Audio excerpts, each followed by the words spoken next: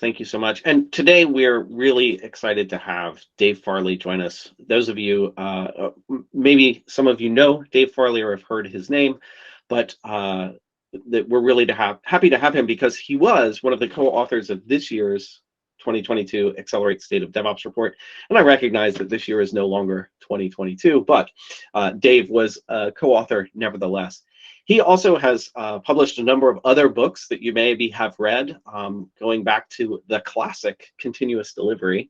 The favorite book that I read in 2022, Modern Software Engineering, and of course, Continuous Delivery Pipelines. You might also know Dave from his amazing Continuous Delivery YouTube channel, where I feel like I'm learning something every day. Dave, welcome. Thanks for joining us. Thank you very much, and hi everybody, and welcome to the meetup. I'm just going to share my screen and switch over. I have a brief presentation. Well, I hope it's brief. It's got too many slides in it, but I'm going to talk fast. All right.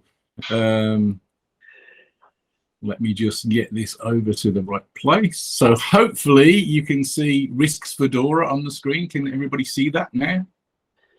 We can indeed see risks for DORA. What should we measure?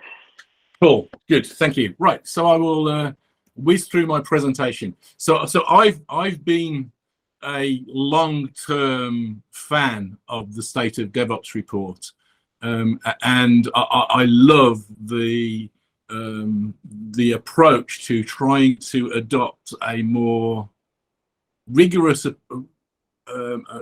approach to looking at what works and what doesn't in software development.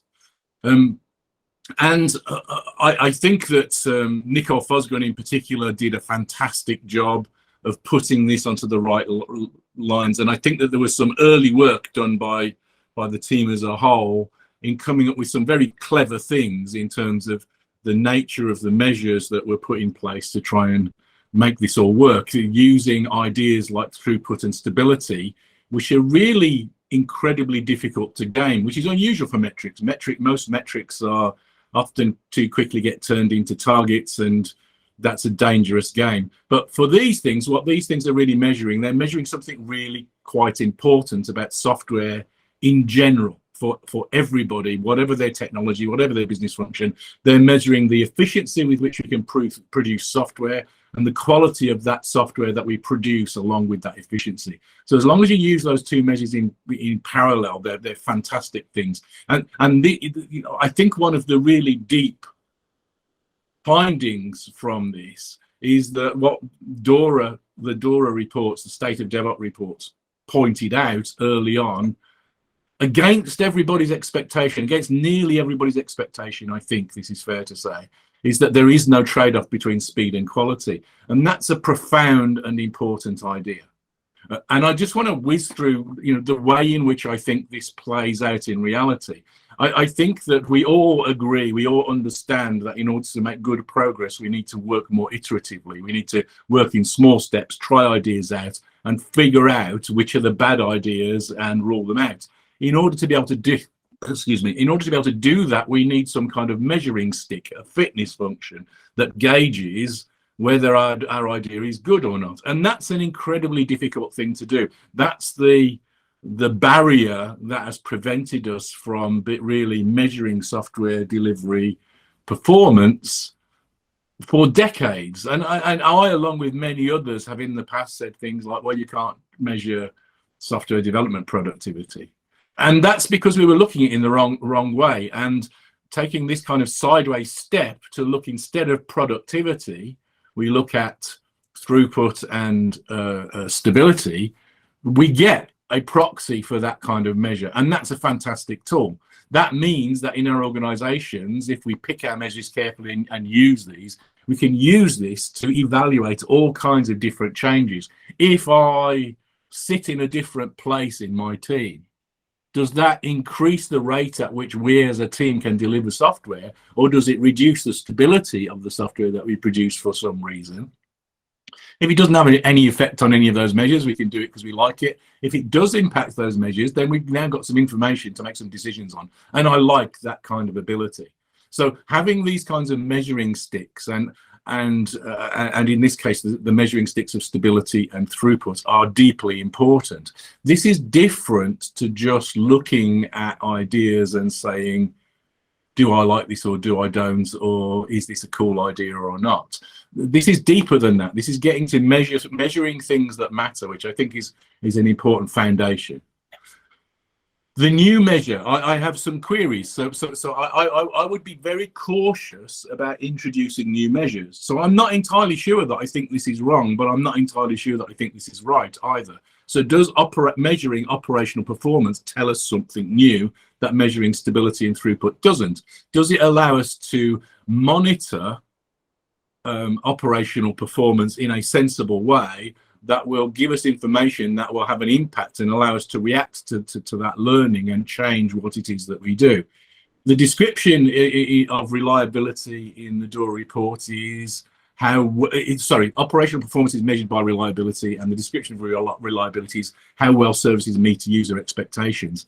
That feels significantly different to me from the measures of stability and throughput. I think it's much more contextual and much more subjective, and that's my nervousness. In the past, what I talked about in terms of dealing with this part of the problem, because this is obviously clearly important, and the other part of the problem is, do users actually do users like what we're doing? Does that meet our user expectations? Is to do a more SRE style take on that and look at that in the context of each change. So you design the experiments that you're carrying out by releasing a change into production. But I'm not quite sure that reliability or operational performance sits at the same level as stability and throughput. The picture is out on that. Now, why does this matter? I think that the scientific basis of the DORA metrics matters a lot. I think that they moved the game on considerably in our ability to have rational conversations about changes to the way in which we undertake things. And often, as science often does, some of the results surprise us. That's a really good thing, because then we're learning new things. But fundamentally, keeping these firmly in the realm of being a more step back look at what's going on is deeply important, I think. So what is science and engineering really for? And I'd argue that it's not quite what many people think of. It's not trying to define solutions for us. That's not really what it does. I think much more strongly what it does is it rules out bad ideas. It prevents us from going down the route of bad solutions. So our objective is not to try and predefine what the right answer is all of the time. Our objective is to make sure, well, that's a dumb answer, and so here's the range of good answers that we can choose from, and allow us then to use our creativity and our intelligence to kind of make progress. Now, there's another big problem here. This is a graph of technological advancement. And as you can see, this is your classic kind of exponential curve. And this is where science started. So something big happened at that point in the history of the human species. Here's another graph, which is similar but slightly different. This is a map of the doubling of knowledge, the rate at which knowledge doubles. This is based on the work of Buckminster Fuller in 1982. But in 1900, the estimate was that knowledge was doubling every century. By 1945, it was doubling every 25 years. When Buckminster Fuller did the research as an IBM fellow, it was doubling every 12 to 13 months. The IBM recently, not a few years ago, but predicted that by 2020, knowledge would be doubling every 11 to 12 hours. That's the whole of human knowledge doubling every 12 hours. Now, if that's true, so science happened somewhere down there. This is really the result of the revolution that we are part of driving, computers and software, the information revolution. And if that's true, what that means is that there is no way that we can keep up by following behind that exponential growth.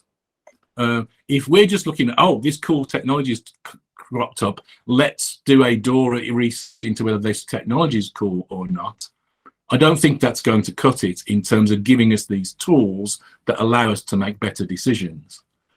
I think instead we need to identify deeper, more generic, more durable principles that are going to be true even as that exponential curve continues its explosive growth. And so we can apply this to technologies, ideas, approaches, and so on that we haven't thought of yet and we don't understand yet. And that seems to me important.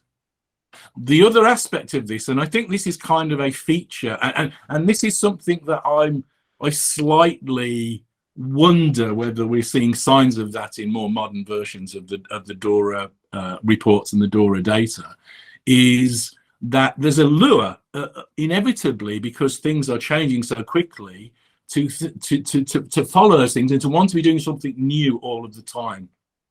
And that's understandable. That's not bad, but we also need to keep refreshing the core ideas and reconfirming that what we think our advice is based on this data is still correct. So I quote DORA metrics on a very, very regular basis as part of my consultancy in trying to convince people how to do a better job. And many of the metrics that I use and still quote are now several years out of date. I'd like to see more up-to-date versions. And I know that's not the sexy thing to be doing, but I think reaffirming that there's still no trade-off between speed and quality, that it's still getting 44% more new features out of high-performing teams and low-performing teams, or whatever those numbers are, is important to keep that continuity so that we understand the current picture as well as the past picture. And I think that changing the report, there's got to be for want of a better term, a boring part of the report where it's just confirming the stuff that we already know, if this is to be more scientific, I think. I want to throw out some of those ideas very quickly that just may be, I think, worth, in that camp of being more durable ideas. These are my ideas that characterize software engineering, and there's a whole raft of areas that you could explore these to figure out the impact of working with more modularity or not, or using better feedback or not, being more experimental or not, and so on in research. There's another model that I came across that I like a lot. This is from Stephen Bungay's book, The Art of Action. We have some outcome, we make a plan, we're going to carry out some action to try and modify the outcome. But the problem is that these barriers in between. There's a knowledge gap. There's the stuff that we like to know, but what we versus what we really know, and between the plans and the actions is what we'd like people to do versus what they really do, and the expected outcome versus the actual outcome. Again, this is an area where I think that we could dig usefully for more research that's not technology focused, but is more general and more generic, I think. The idea in general, one of the answers that we do know, in part from the DORA research, is that by working in smaller steps, we can shrink those gaps. I was at this conference, which was in Australia and Singapore a few years ago, and Gregor Hope was doing a great talk talking about economies of speed and the different ways of categorizing businesses. He was saying that depending on reporting lines and so on, it changes the way in which the impact that IT can have on an organization. And he was saying, if, for example, if IT reports to the CFO, for them, it's always going to be about cost cutting. And so outsourcing and those sorts of things are the solutions.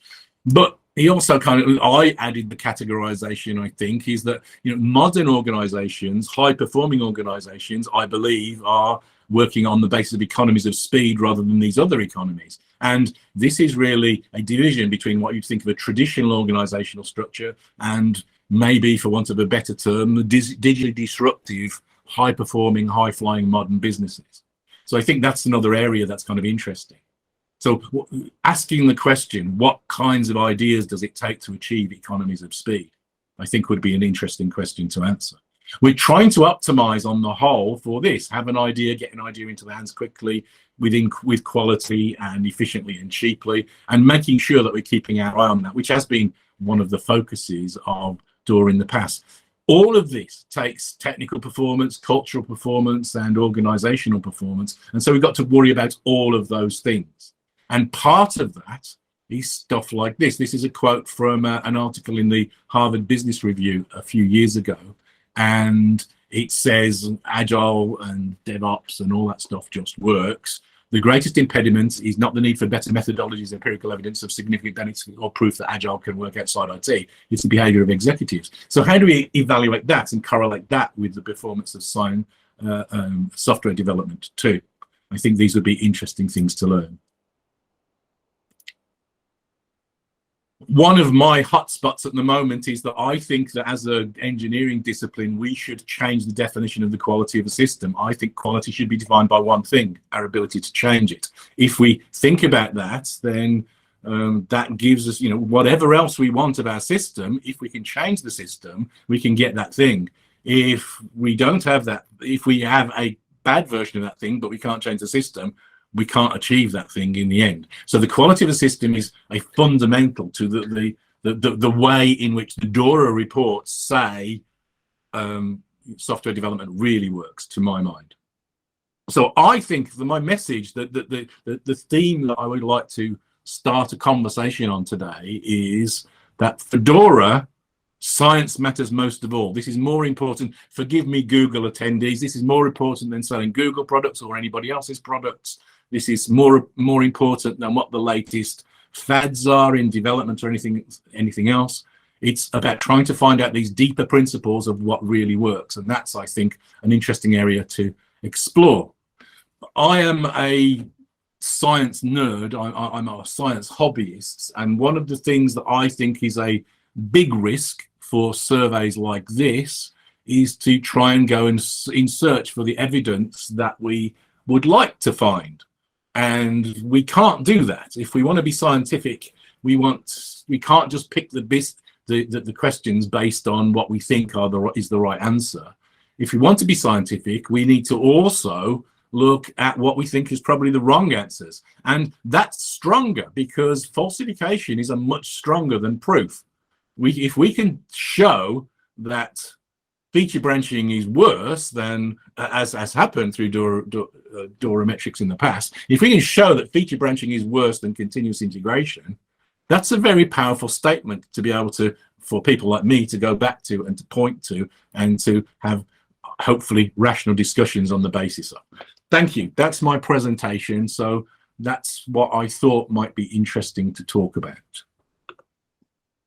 Thank you so much, Dave. I think you've given us certainly lots of provocative ideas, and I think I really appreciate the openness and the candor and pushing and asking of the DORA team to maintain that rigor, to maintain the product and platform agnosticism that has always been so foundational to the research itself.